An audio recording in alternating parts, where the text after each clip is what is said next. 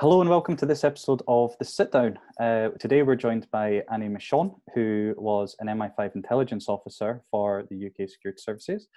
Annie ended up blowing the whistle on what she deemed to be unacceptable and potentially some crimes as well, and that resulted in Annie going on the run around Europe. So Annie, thank you so much for joining us today. My pleasure. Thank you for inviting me. So I guess the best place to start is always at the beginning. What attracted you to working for MI5 in the beginning? Nothing very much, it has to be said. My father was an absolute spy literature fan. He loved John le Carre and Len Deighton and things like that.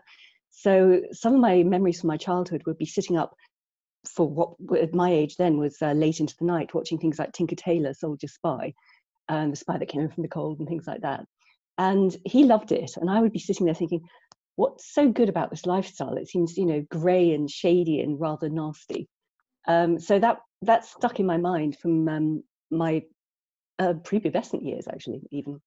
And then during the 80s, when I was a teenager and going through school, there were a number of different scandals that came out about the intelligence agencies in the UK. And there was the prosecution of Clive Ponting, the civil servant who exposed the war crime of the bombing of the Belgrano during the Falklands War. There was Cathy Master, who came out of MI5 saying they were spying illegally on activists. And of course, most notably towards the end of the 80s, there was Spycatcher, the book published by Peter Wright, a former MI5 senior officer, which became a sort of international global cause célèbre because the spy community in the UK tried to ban it. And of course, it garnered huge publicity. It became a bestseller. So all these things sort of accumulated in my sort of mental hinterland. And then I skipped off to Cambridge. I read classics, got my degree, and then was thinking, well, what do I want to do with this? And I quite fancied being a diplomat. So I applied to the Foreign Office. And then a couple of months later, I had this really weird letter from the Ministry of Defence saying there might be other jobs you would find more interesting. And at that point, I just said, and excuse my French, but oh fuck, it's MI5. I don't know why, but that was my immediate instinctive response. And I was really frightened because, as I said, in my perspective, they had this rather nasty, unsavory reputation. So I was going to ignore it, but my father was with me when I uttered those fatal words. And he just said, go on, please see if it really is MI5. So partly it's because he loved spy fiction, but also he was, unfortunately, an investigative journalist. So he was very keen for me to call up this number and see and go for an interview and find out if it was indeed MI5. So that's how I sort of fell into it by accident. Wow. Okay. So they kind of sought you out in some ways as well, through an indirect an application you made elsewhere. Once you join and you become an intelligence officer, what are your main responsibilities?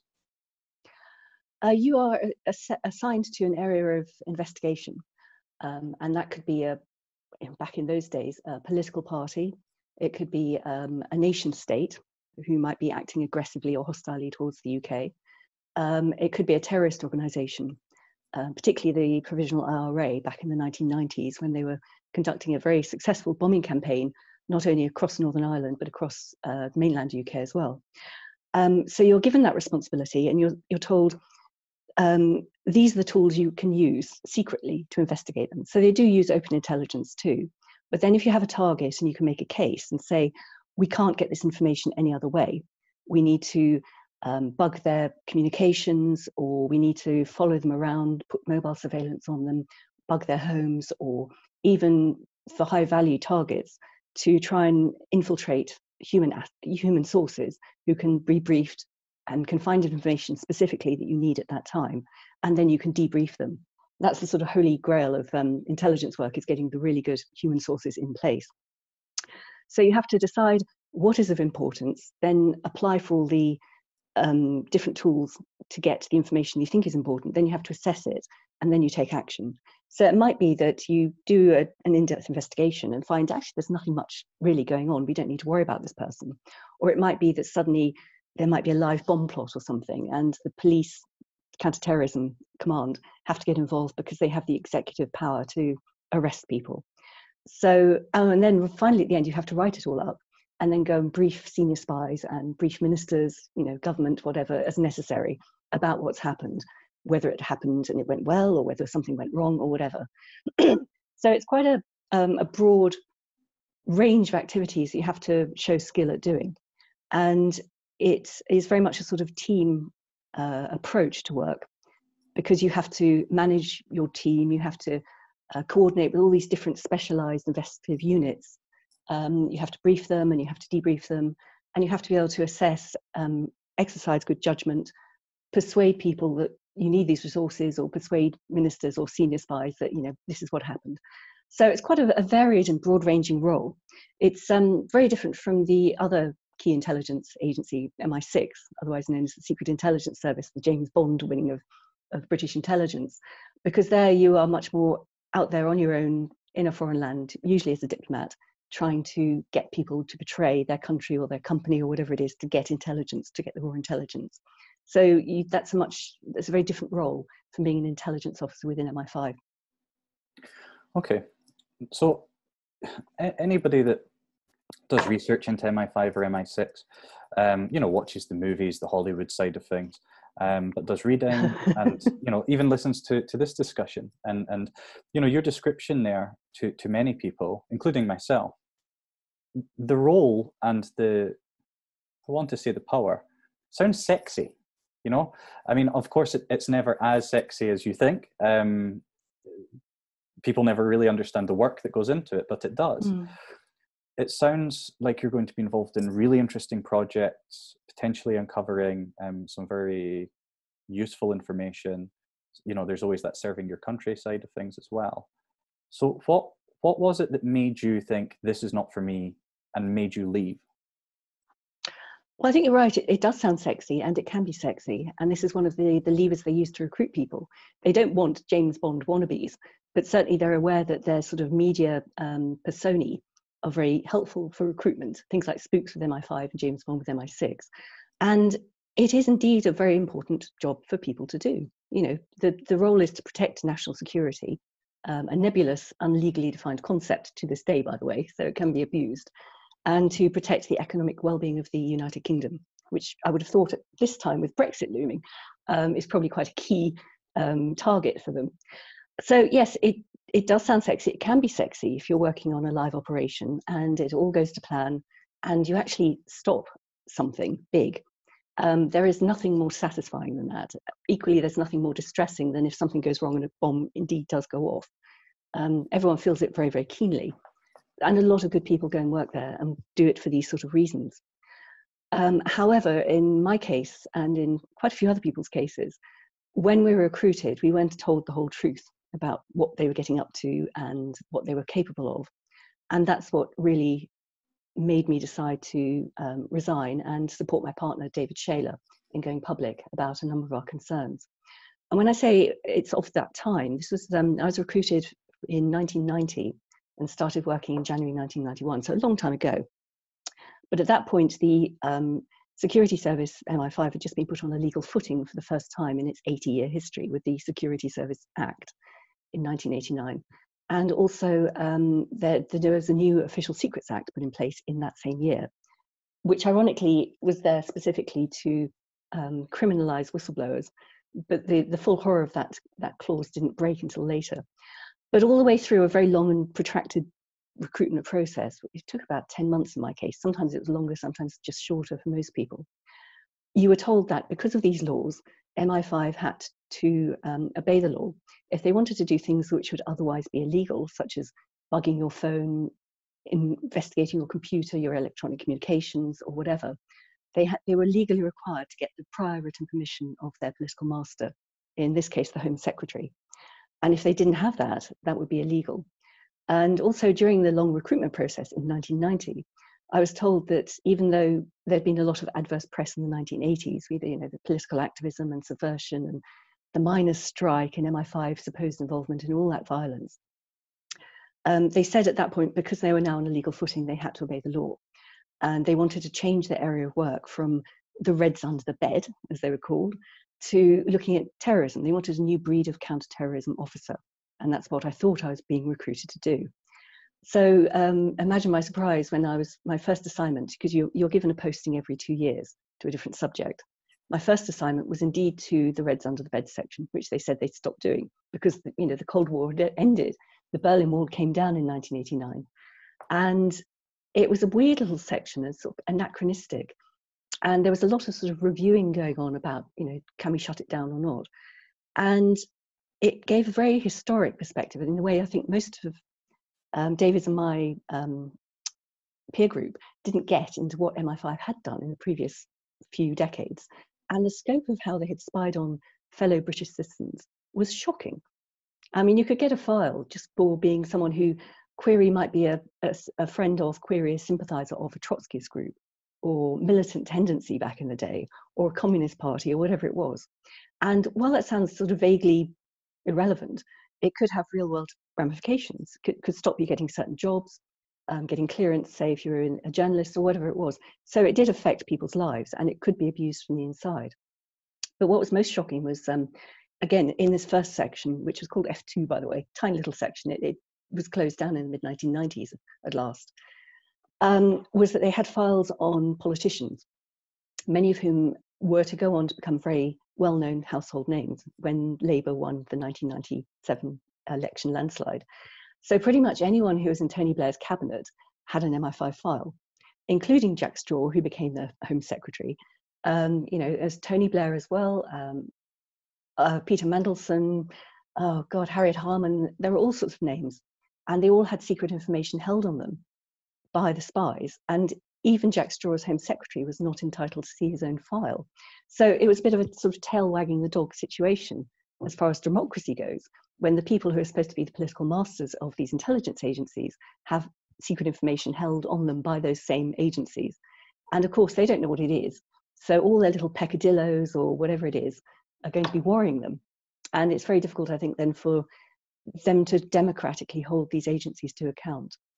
So that was the first shock, working there for 2 years. I would say that I'm quite pleased that I and my colleagues managed to pretty much shut it down over the succeeding couple of years, because it was a gross anti-democratic horror. It was a hangover from the old paranoid sort of Cold War days.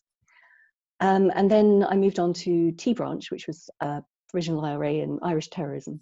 And then finally to G branch, which was international terrorism.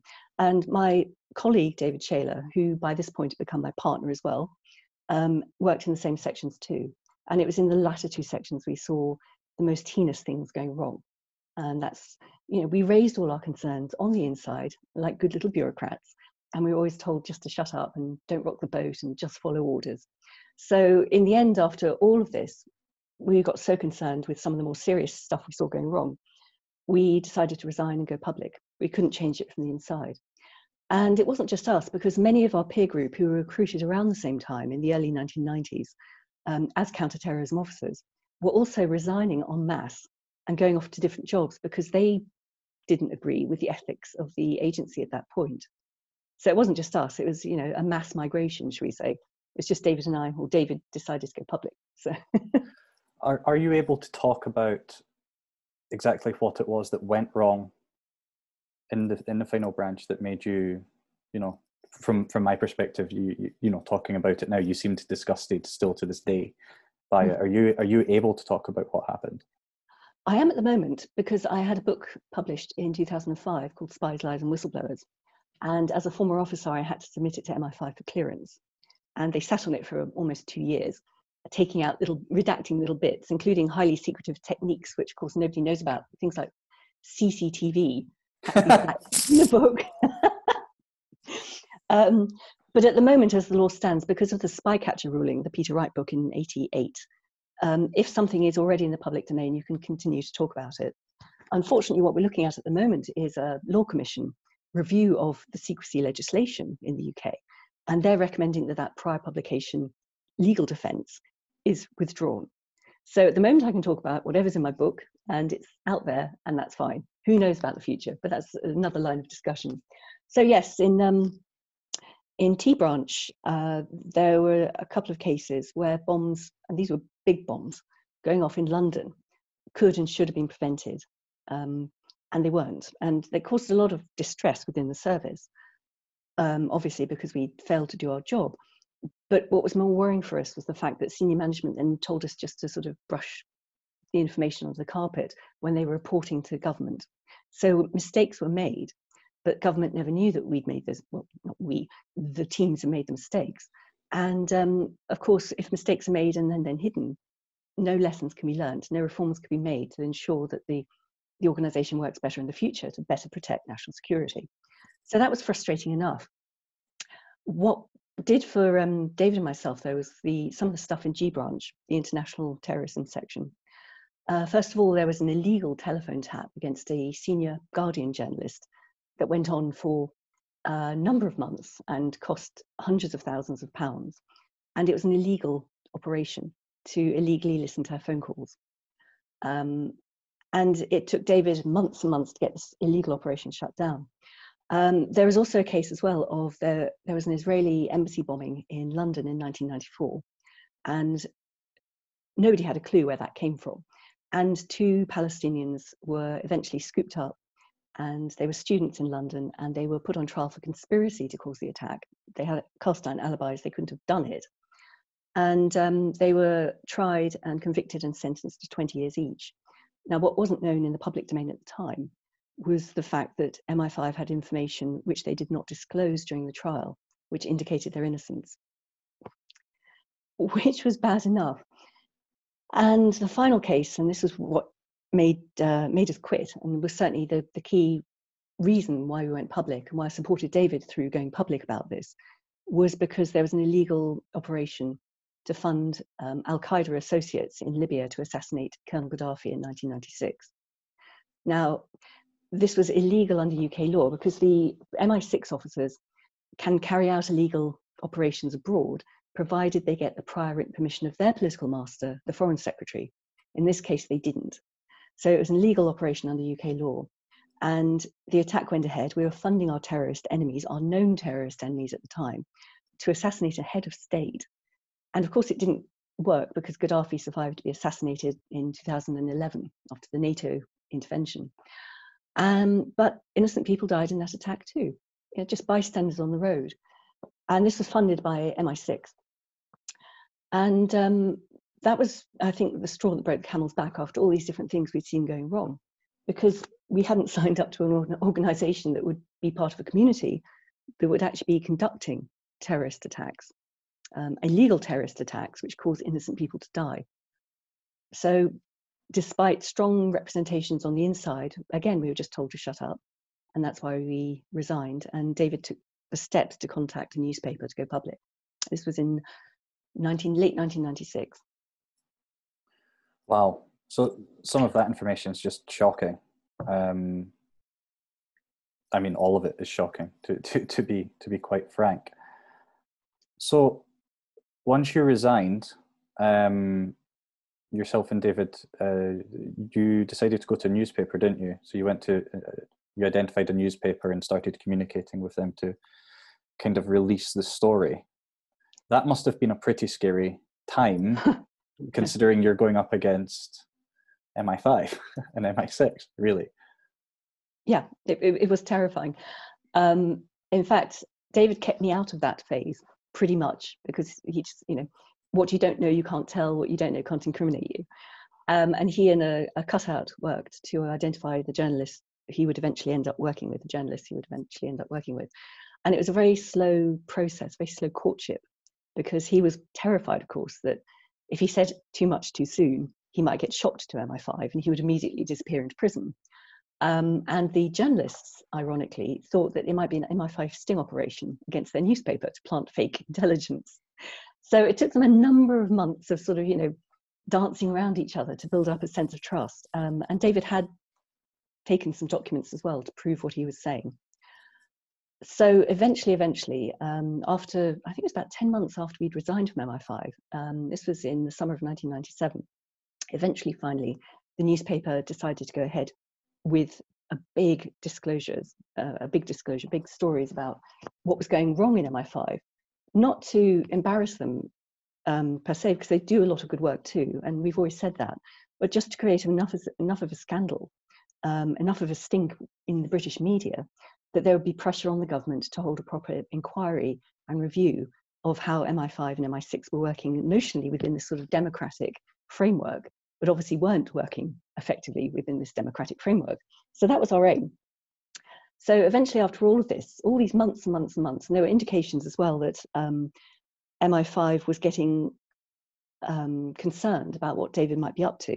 So he had this cover story that he was writing a novel. So if you met anyone who was publishers or something like that. But there were some funny incidents in the run up to the time when we fled, where bosses from MI5 were saying, "Oh, you must come in, Dave, and have lunch with us and come and talk to us," and all that sort of stuff. And also, we went to a family wedding because my father was remarrying in Guernsey in the Channel Islands. And we got stopped by Special Branch going into the Channel Islands, which I knew they couldn't do legally unless they had been tipped off prior intelligence. So all this stuff made us very, very, very nervous as the time went on and we were waiting for this story to break. And then finally, David had this phone call saying it's going to go this weekend. That was Tuesday.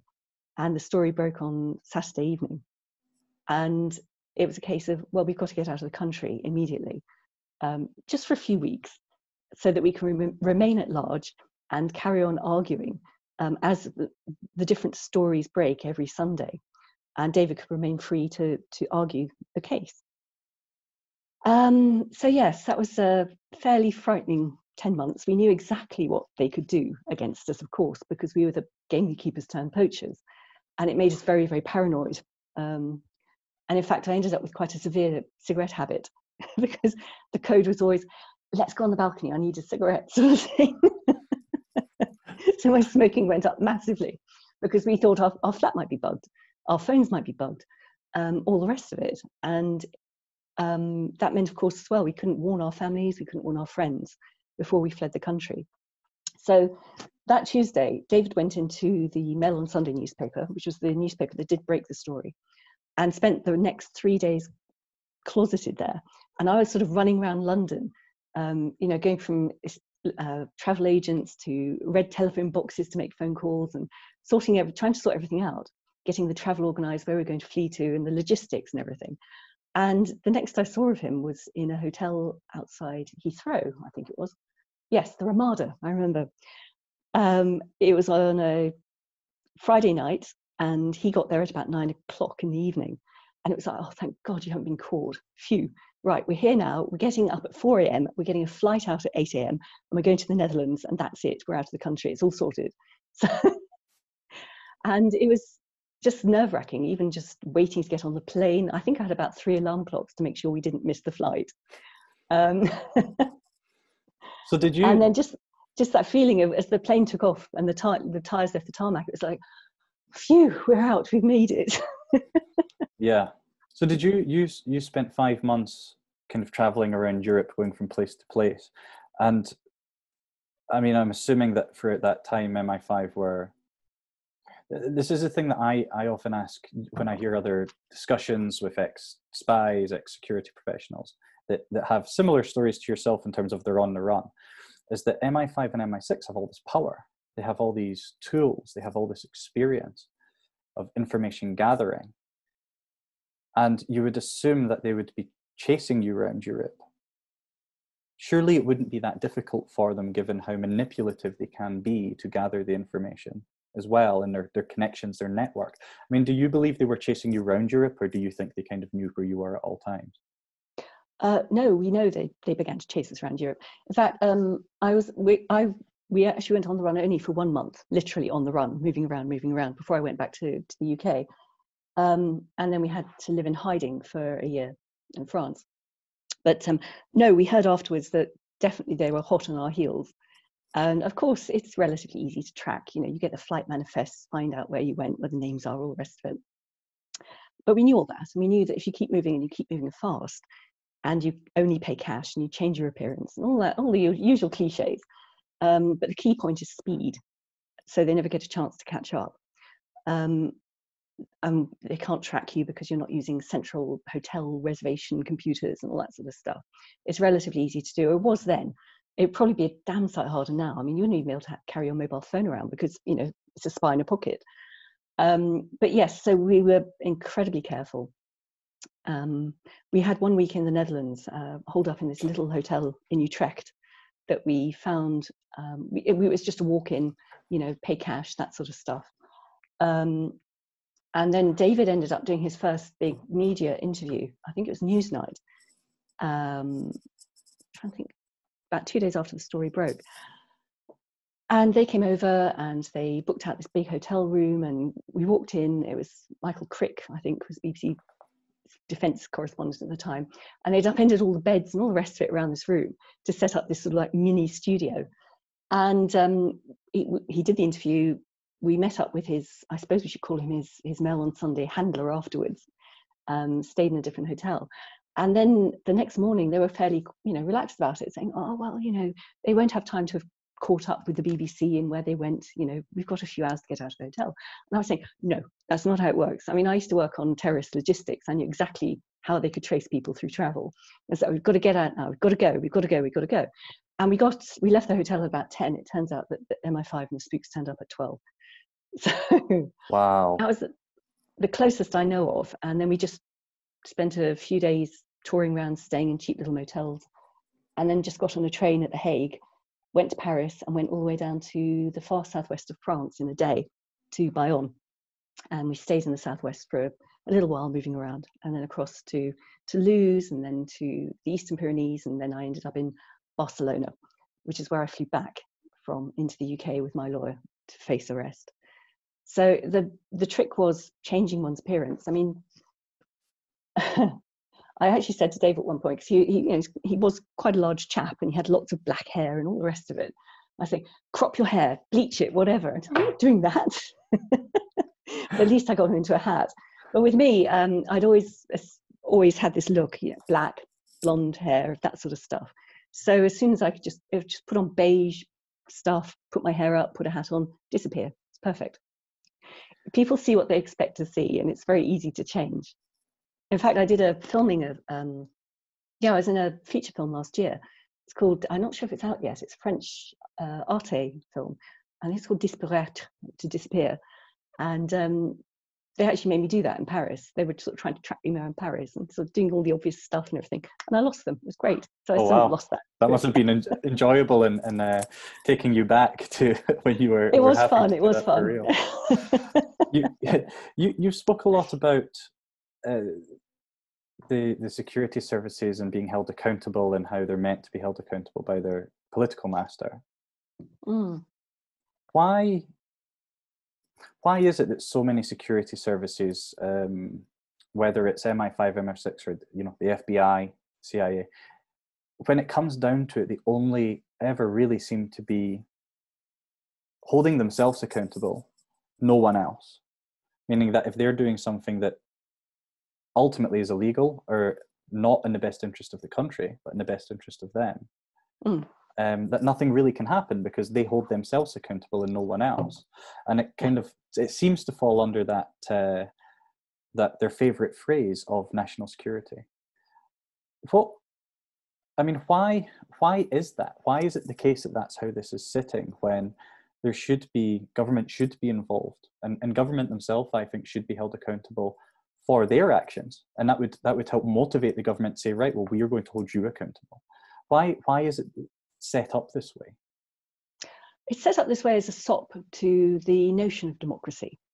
So MI5 and MI6 was set up in 1909 in the run-up to the First World War to catch German spies. That was it. That was their remit. And they were never covered by any legislation right up to 1989 in MI5's case and 1994 in MI6's case. So they were always completely unaccountable. And it was all very much, clubbish gentlemen and chaps and, all that sort of stuff, which of course led to wonderful security results like the Cambridge spy ring, because they were all gentlemen, but they were spying. So they were used to not being accountable. And because of the string of intelligence whistleblowing cases in the 1980s, as I mentioned earlier, the Clive Ponting, Cathy Master, Fiona Tisdall, Peter Wright, there was a lot of pressure on the government then to try and say, we're going to make sure that they work properly and accountably within a democracy and not to be out of control, spying on all their fellow citizens, which is what they'd had been doing. So this is very much good in intention, but impossible to actually enforce. And it remains that case to this day. The UK spy community is probably the most legally unaccountable and most legally protected intelligence community in any Western notional democracy to this day. And it's about to get worse with what's going to be the reform of the Official Secrets Acts. But this, every country has the same issue. In America, they put in what looked like more robust channels for disclosure, legitimate channels for disclosure, after the Watergate scandal when the CIA was spying on people, and after the Church committee hearings in 1975.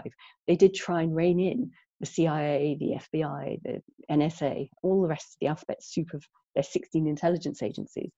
And it all looked rosy. But of course, that's all it is. It just looks rosy. But it was business as usual behind the scenes. So, and I know this from some of the stuff that we saw on the inside, and which went into the book and is on the public record. It's very easy to lie to your notional political master.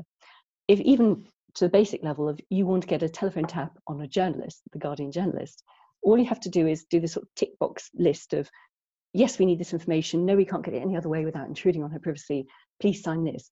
And no government minister has the balls to not sign something, not sign a warrant in case something goes badly wrong and it blows back onto them. It won't blow back onto the spy agencies.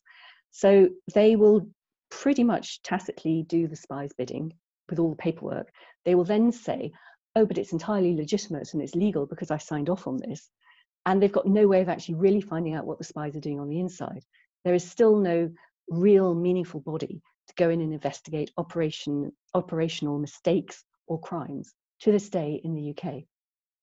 So the most notable example of this, I think, was back in 2013 when Edward Snowden came out, the NSA whistleblower.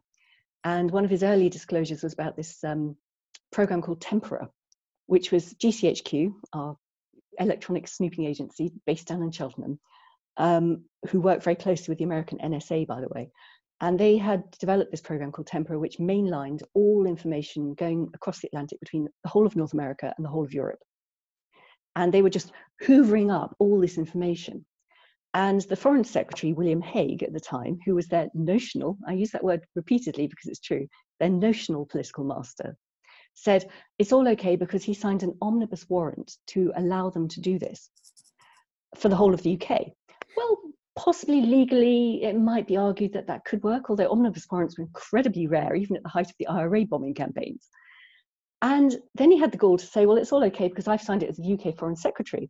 What he then realized was he'd actually signed off on covering the whole 500 million European citizens across the entirety of the EU by doing this.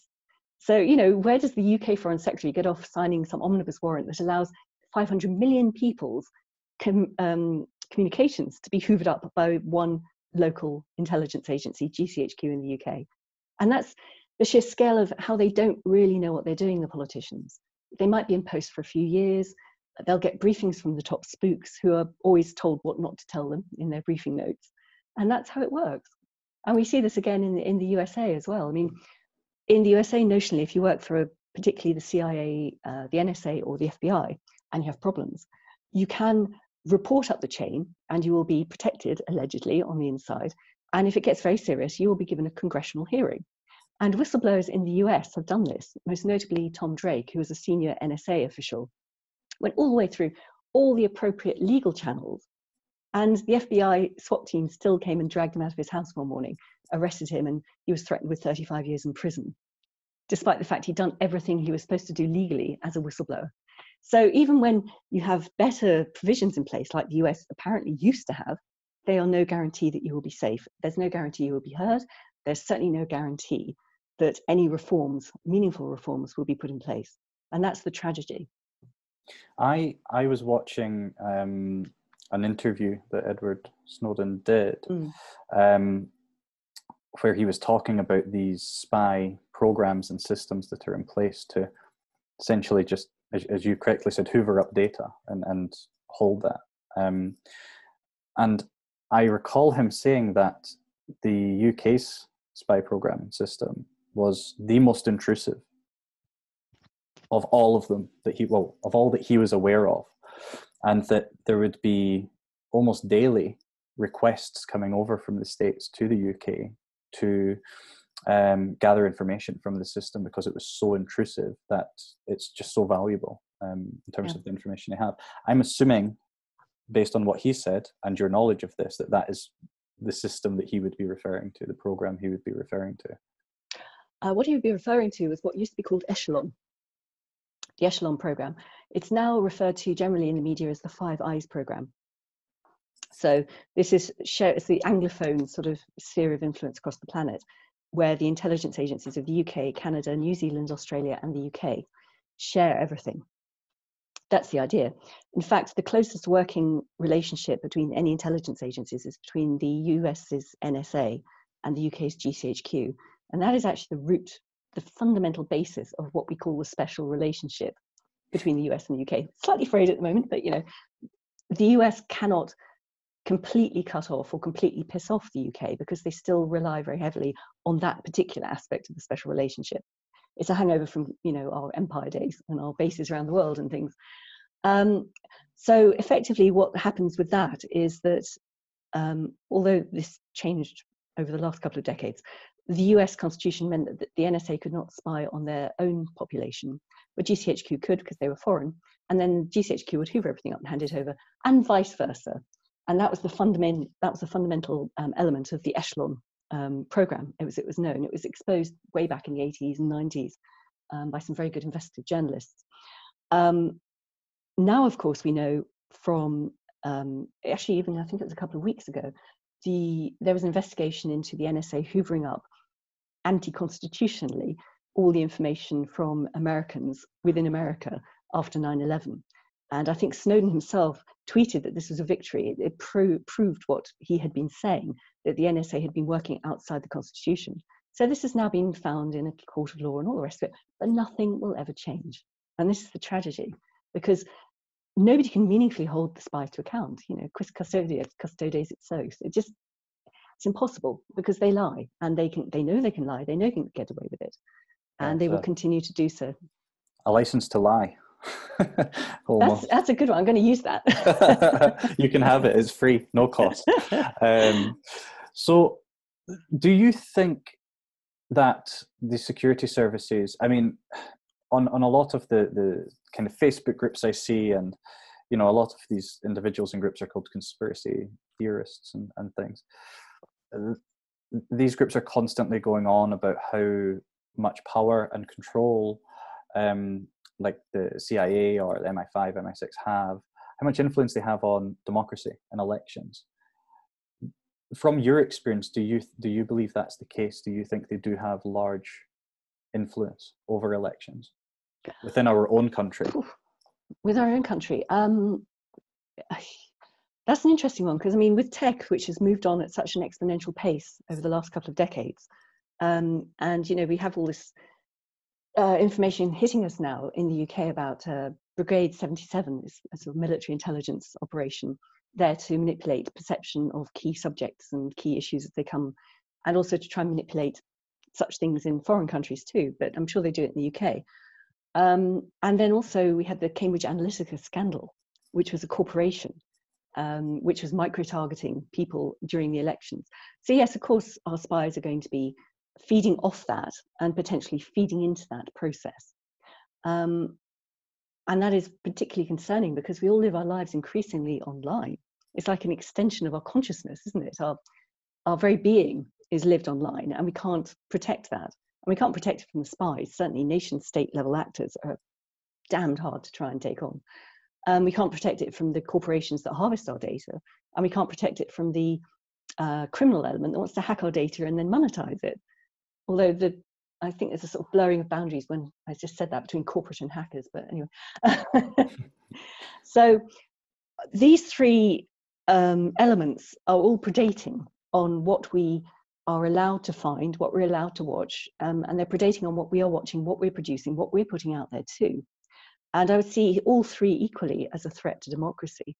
And I think, yes, of course, the spooks are going to be feeding in stuff, just like the West always says, Russia's trolling this, and Russia's got bots doing that, and Russia's hacking this, that, and the other, and all the rest of it.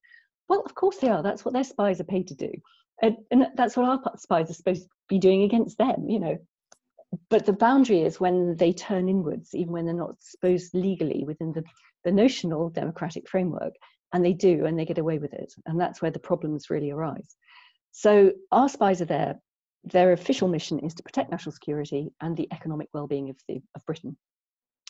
National security has never been defined for legal purposes in UK law, and it is always conflated by those less well-informed people, the politicians, should we say. They always talk about the national interest and things. National interest is very different from national security, which is protecting a country against an existential threat. Now, how often has Britain actually been faced with such a thing? Certainly World War II, and of course with the Cold War. But the Cold War was supposed to have finished in 89. What is a meaningful existential threat to us now? And that's the key question. They never answer that. They just say, oh, we can take all these powers to protect national security, and if you're doing nothing wrong, you've got nothing to hide. But here you go. You've lost all these privacies, you've lost all these freedoms. You're living your life online, we know all about you, it's lovely. And I find it frightening. To go back to the 1990s, when I was working there, if you wanted to really turn someone inside out and find out all about their life, it would take weeks, and it was very resource intensive. Sure, you could pretty much do what we can do now, but it was much harder work. Now it's all done by a flick of a switch, and millions of us are harvested. That is frightening. And then, of course, we're faced with the manipulation of the internet and Cambridge Analytica or Facebook or fake news or deep fakes, which are videos purporting to be people, but they're saying things they'd never say. And micro-targeting for politics. The key point is, what can we do? How can we winnow out what could be the truth? How can we trust what we read? How can we trust what we see? And how can we trust that what we want to say is going to be private? It's an incredible mess.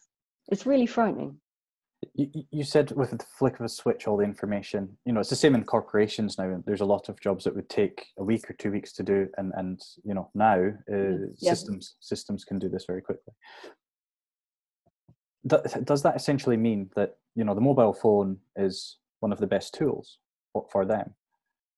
Is it true, from your understanding, that every message, every phone call, every bit of information that's on your phone is essentially stored? I want to word this correctly because a lot of people mistake when we say that they have that information, that it's been reviewed, it's been looked at, it's been listened to.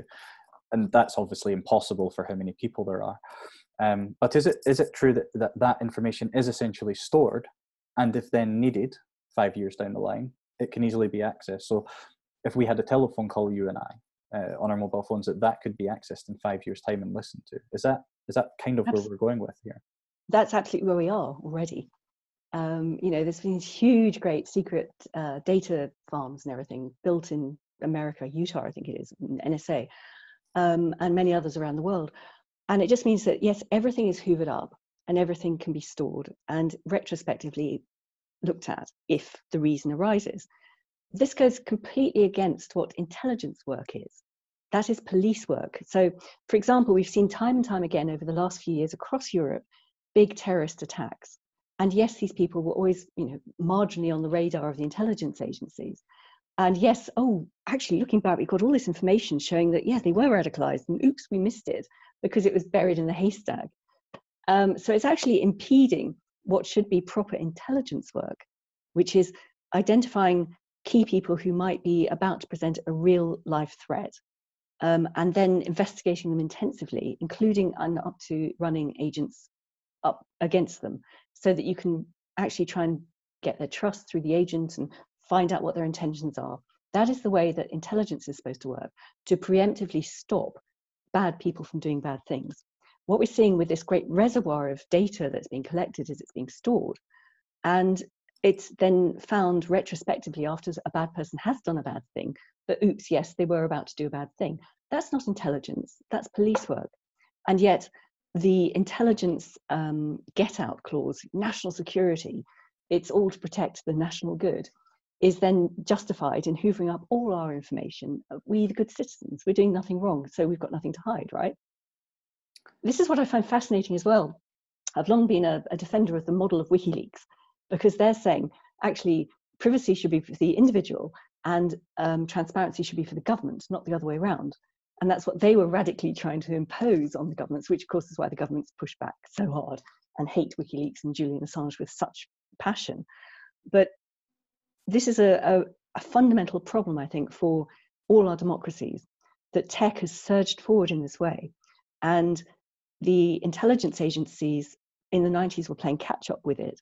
But certainly by the late 90s and the first dot-com boom, the NSA and GCHQ were fully on board with the idea that they wanted, as they called it, total mastery of the internet.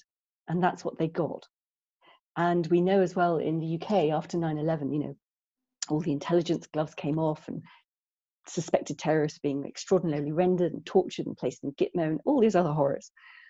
We also know that during that time, GCHQ went exponential in the amount of information it was gathering, not just Tempora, which was the North Atlantic communications, but just, you know, anything they could grab. And because of that, they've got so much information, they drown in it. And because of that, they can't actually do proper intelligence work, which is to find the real threats and target them and stop them before they carry out the attack. And that's a massive problem. So that's why they're always, every time there was an attack, and I would be sitting there in my living room watching the news in horror, I used to get so angry hearing the words known to security services, known to, you know, MI5 or whoever. And I used to think, well, if they were known, but now I understand that it's that, no, they have a lot of information on this person. Now they're known. Yes. Which is art about face, to use a vernacular. You know, that is retrospective police investigations to find out what happened. It's like someone's murdered, you have to find the murderer. That's it, sort of thing.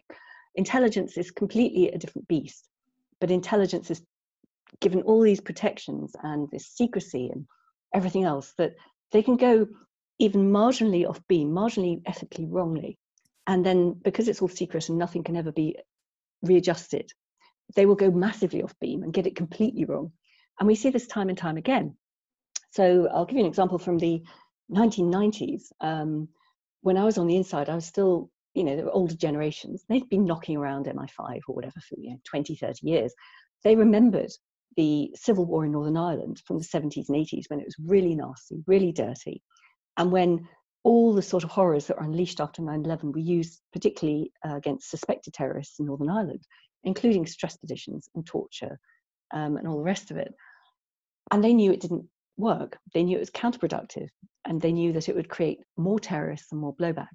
And there was therefore this sort of tribal knowledge that you don't use torture. It's unethical, of course. It's illegal, of course, but actually it doesn't work. So the general culture in the 1990s was no way we're going anywhere near torture. That was it in MI5. And then after 9/11, the gloves came off, and, you know, terrorists were being snatched off, alleged terrorists snatched off streets, disappeared, tortured, whatever, in the most horrific ways.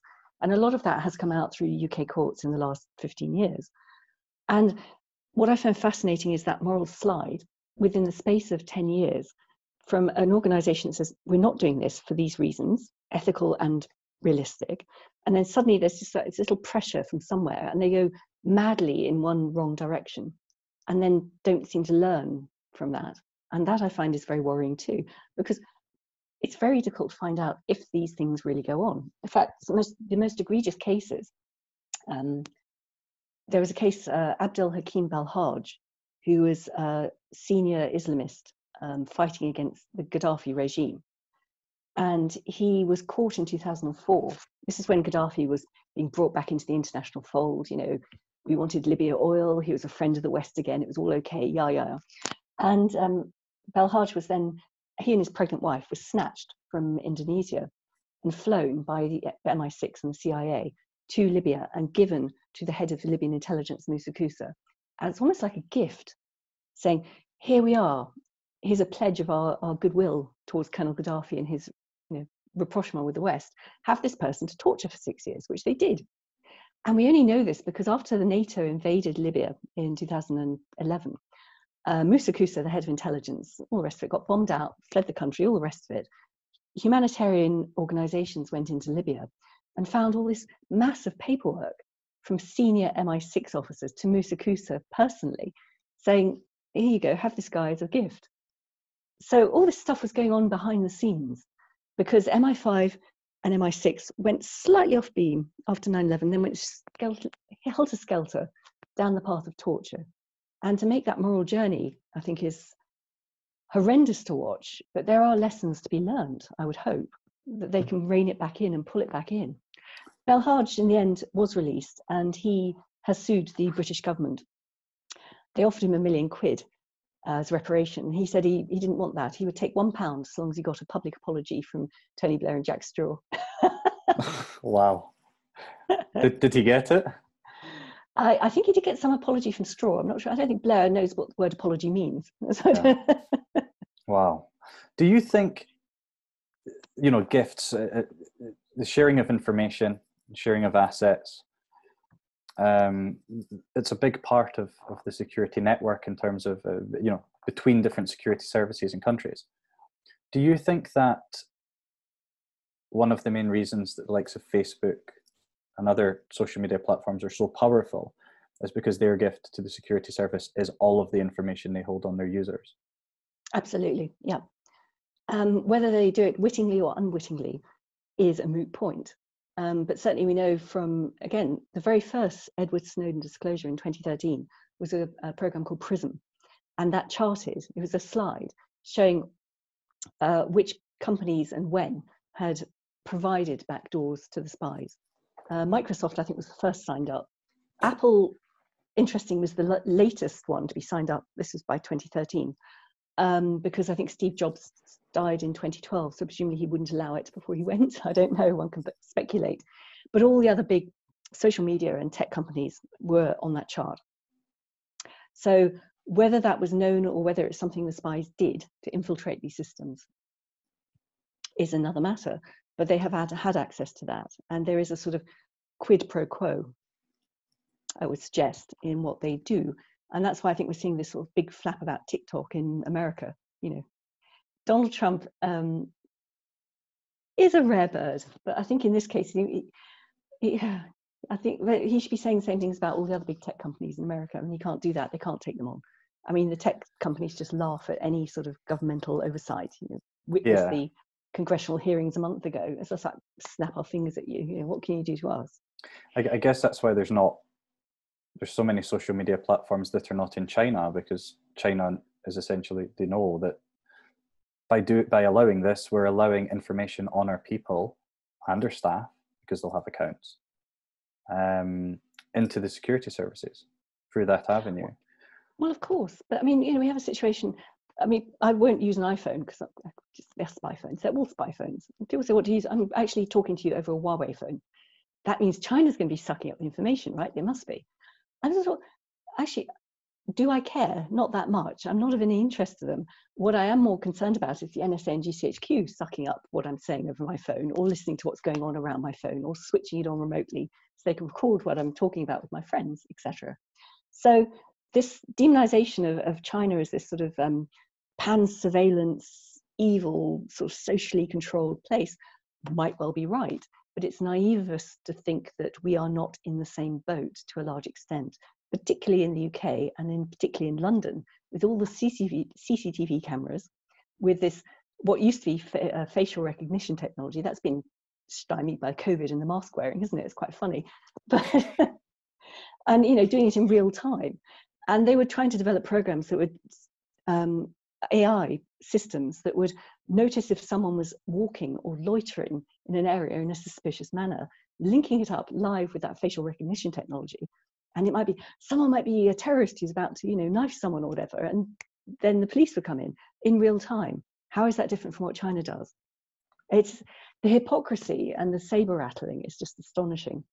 What I find particularly interesting with all this, one of the organizations I am currently involved in is an organization called the World Ethical Data Foundation, which is trying to look at how data is used and abused and how ethics could and should be applied to try and put the brakes on a little bit, or even just, nudge back to an ethical path the work of these big corporations, the awareness within democracies for all of us as individuals and also at a societal level of how dangerous this manipulation of all our data is by all these different competing antagonists, and what we can do both societally and individually to try and protect ourselves. And I find it fascinating what WEDF is beginning to evolve. And one of the big programs is to stop research and information being disappeared off the internet, which is what is happening at the moment. Going back to historical cases, I'm quite keen to get your opinion on, well, the questions that are coming are ones you will have been asked a million times. You could probably guess what they are before I ask them. You have a reputation for asking unexpected questions, so I'm all agog.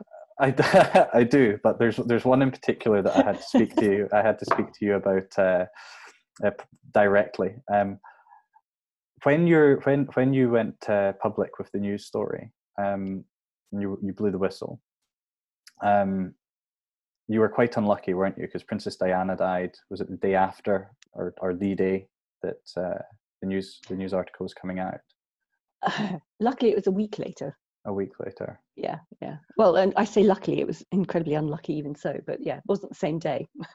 Yeah, well, that would have ended it, I guess, but close enough for it to have an impact on the story itself and how far it was reaching. Do you buy into or have any reason to believe the many people that kind of side on the side of the fence that state that essentially the UK murdered Princess Diana and had good reason to do so? What's your thoughts on that whole situation? God, that's dredging up some old memories.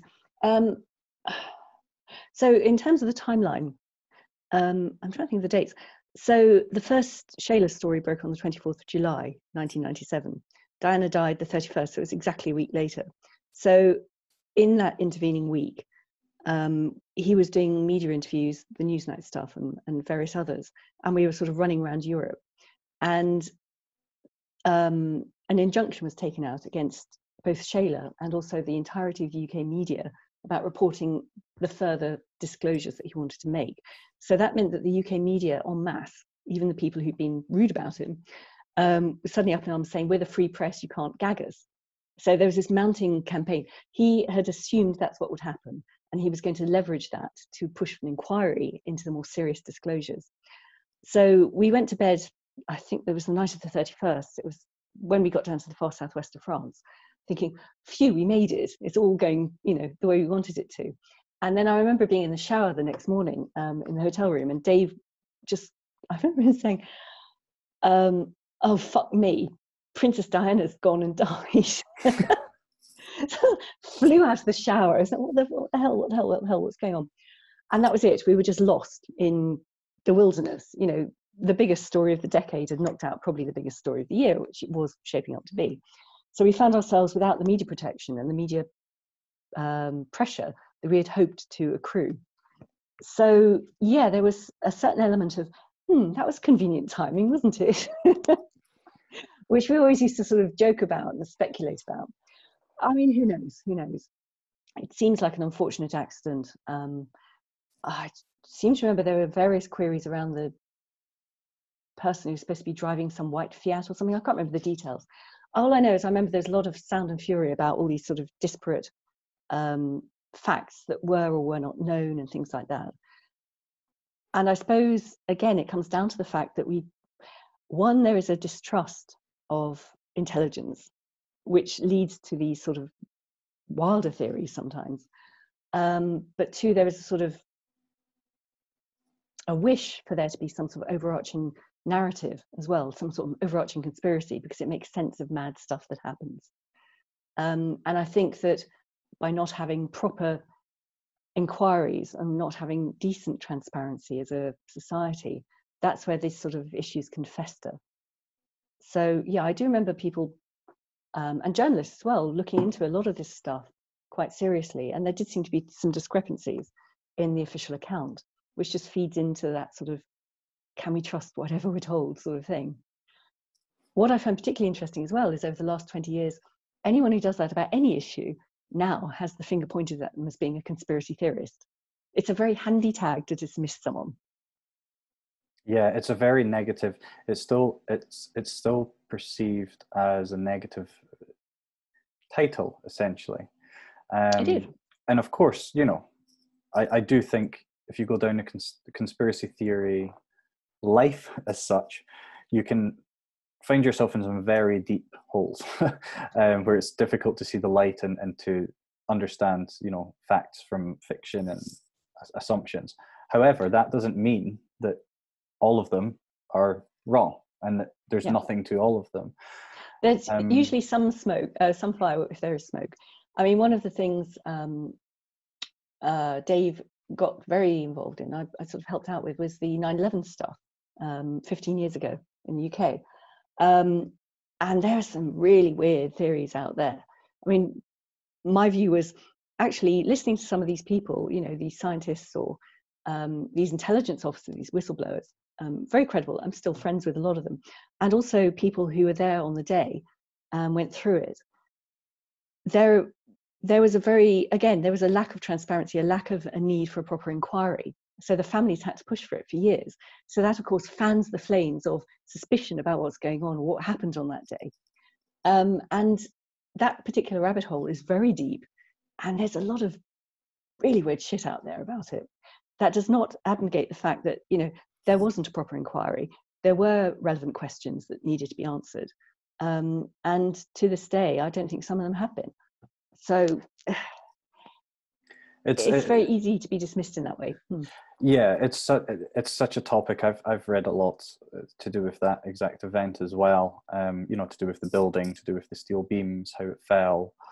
You know, there's so much. I find that interesting though, that whenever questions are being asked externally to the government, the services, it takes a long time. It takes a lot of fight. It takes a lot of effort. It takes a lot of money sometimes as well to get that to happen. But when the government is wanting the outside, or the security services are wanting the outside people, so whistleblowers and so on, to be quiet, that doesn't seem to help them, in my opinion. If you're going out and saying something, and they're going through all this effort to say you can't say this, surely that just ties into the fact that what you're saying is true. Because why else would they want to keep it a secret?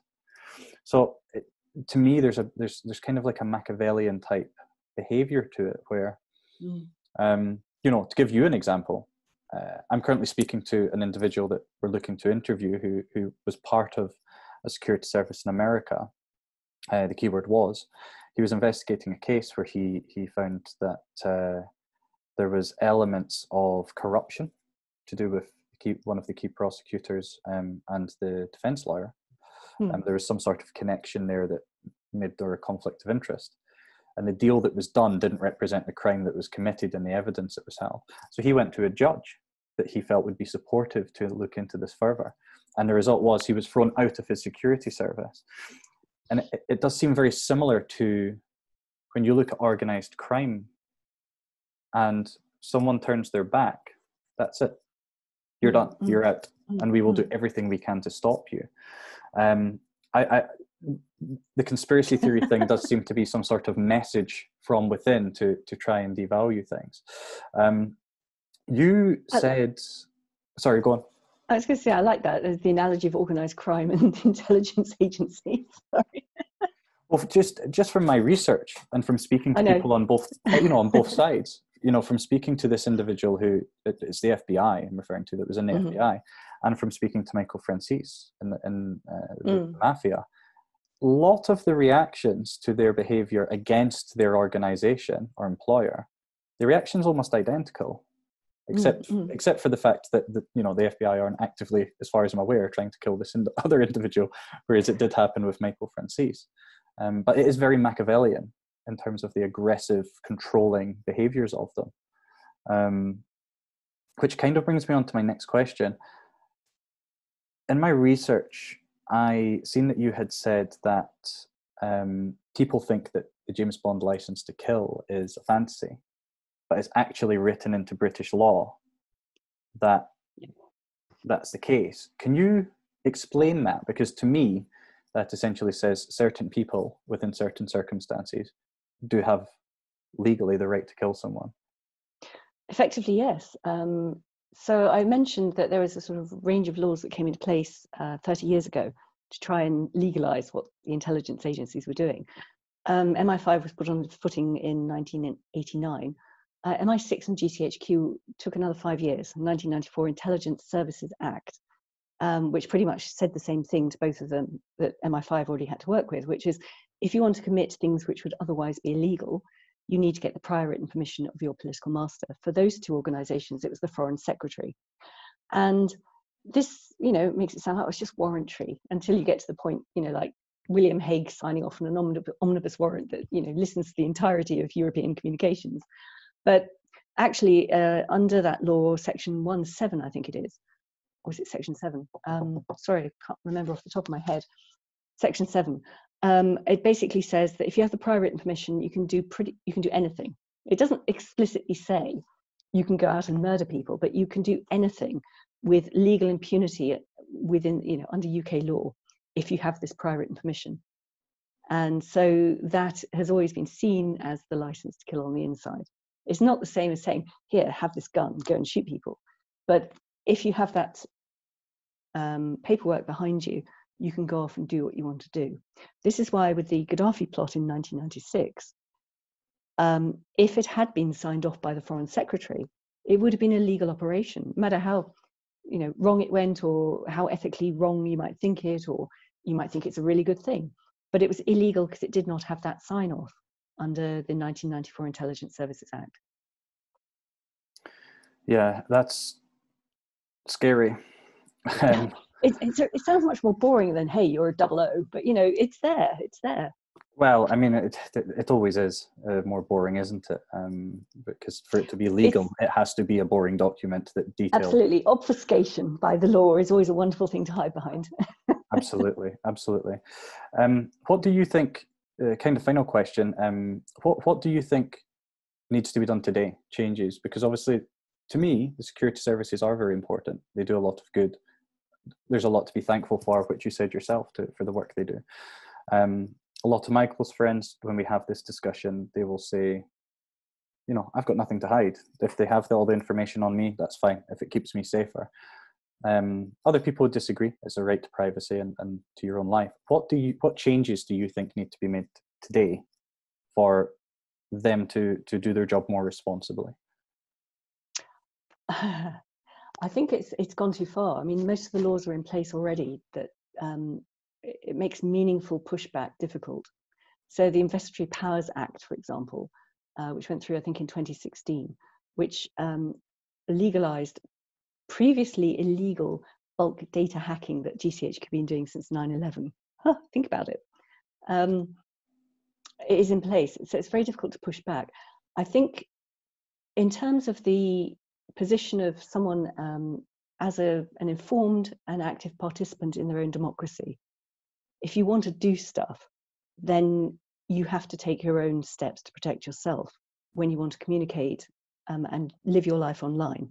And that's only going to accelerate and become more difficult. But there's a whole suite of stuff. You can use open source technology, you can use Tor, anonymized browsing, you can use Tails as a more secret operating system, VPNs, encryption for your emails, all that sort of stuff.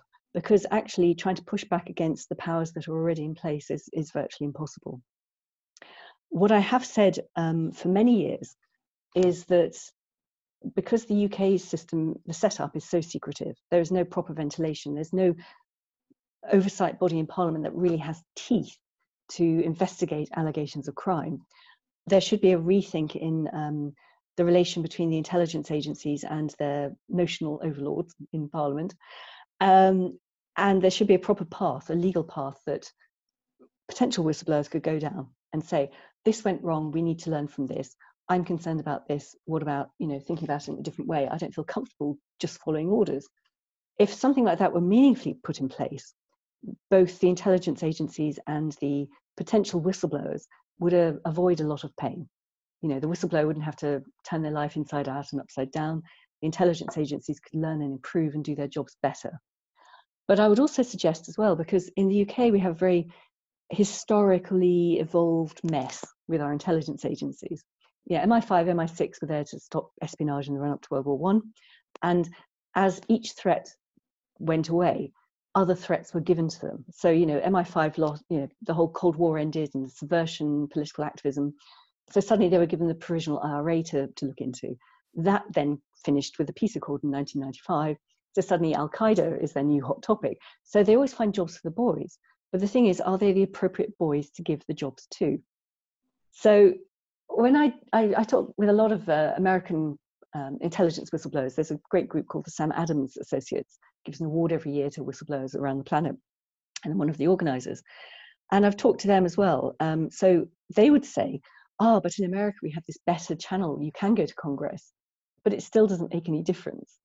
So I think certainly for the British, from the British perspective, rather than increasing the powers and the numbers of the spy agencies, which is what has been going on over the last few decades, we should actually just step back and say, okay, what is national security? What is the legal definition? Get that embedded first. And then say, how do we best protect it?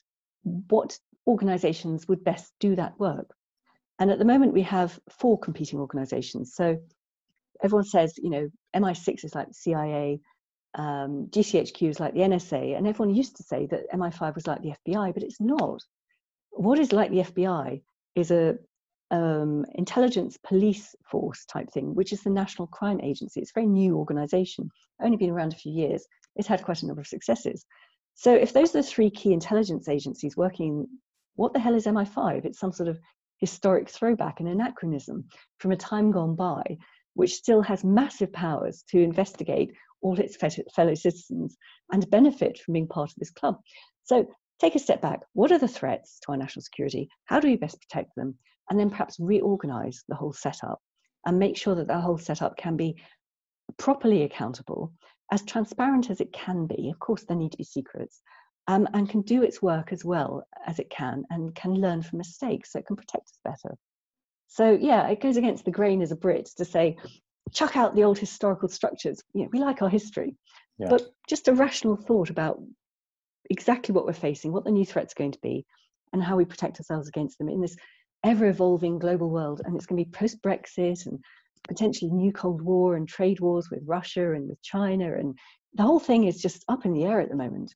Now would be a good time to say, what are we facing? How do we best protect our people?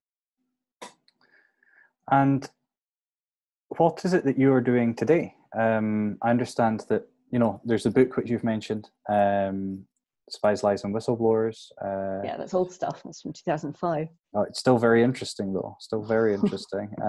But you also mainly do a lot of speaking now, different speaking engagements for with a lot of different objectives to it. Can you talk a little bit about your speaking engagements? Well, they've dwindled, of course, with COVID. It's been really frustrating. But no, certainly over the last decade, I spent most of my time either researching writing subjects, or then traveling to talk, and also doing a lot of media along the way as well.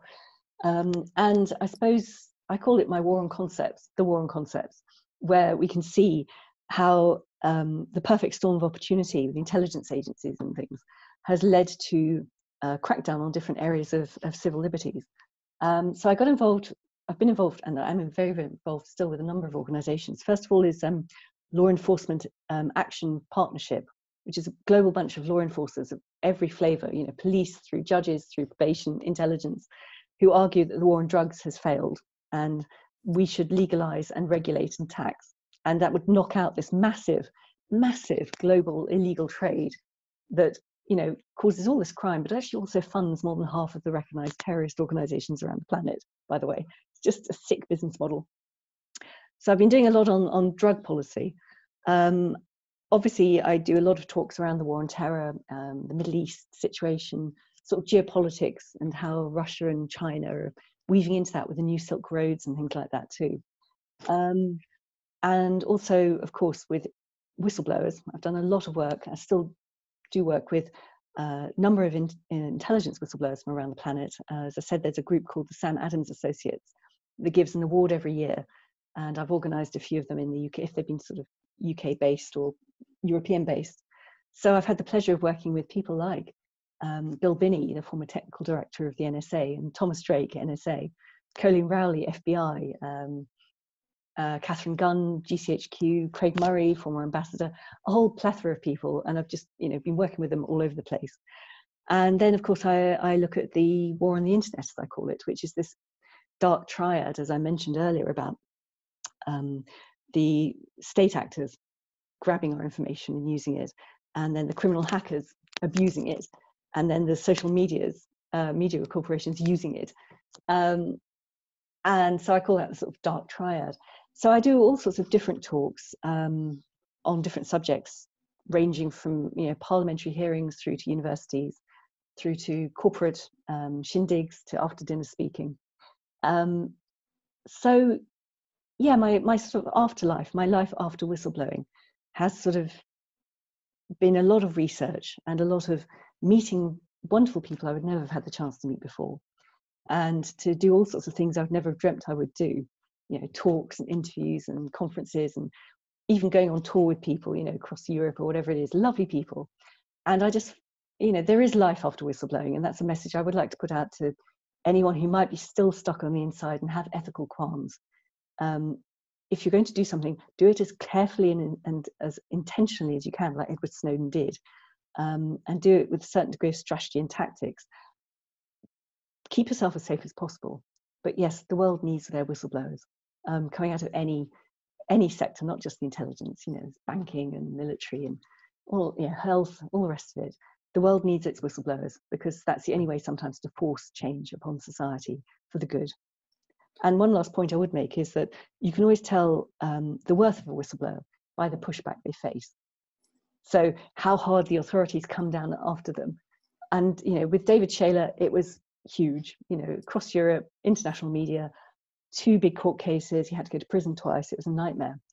And then, of course, the obvious case now is not a whistleblower, but it's a publisher of whistleblowers, which is Julian Assange, currently going through an appalling show trial in London. I mean, it looks like a stitch-up. I find it very painful to read about, because it brings back a lot of very bad memories. Yeah. But the pushback against him has been on such a scale. It shows quite what an impact his journalistic and his publishing work has done, and also how he has tried to protect whistleblowers like Edward Snowden. And I really hope he doesn't have to pay the price, but I really fear for him. Yeah, it's looking quite serious for him at the moment. Well, look, what we'll do is for the viewers and anyone who's interested in Annie speaking, we will get the best information and how you can contact her, and put that in the description as well. I can think of many businesses that would benefit from you talking about the importance of having internal reporting processes and protecting them for people to internally blow the whistle, if that's the correct word to use, or to send information and reports upwards to ensure that to protect the business and to protect the staff and the people. So absolutely, a win-win situation rather than a lose-lose one. It's perfect, isn't it? Exactly, both work together to protect it rather than having someone ruin their career over it. So we'll put all of that in the description. And thank you so much for taking the time to speak with us today. It's been really, really good to speak with you. My pleasure, and it's been really fun to talk with you as well. Thank you for some very interesting questions. Thank you so much. Bye-bye. Thank you. Bye.